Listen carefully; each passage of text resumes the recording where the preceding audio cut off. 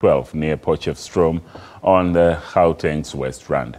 8 others have been injured and were transported to nearby hospitals. It is alleged that the taxi driver lost control of the vehicle, causing it to roll several times.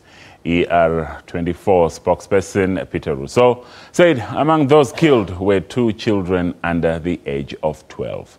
And this is the second taxi accident in the West Rand over the long weekend after a gruesome accident claimed 14 lives in Randfontein on Friday.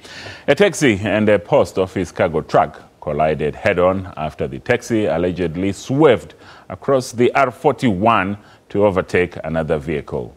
The Gauteng government is now engaging with taxi operators in an effort to improve road safety and also curb road fatalities in the province.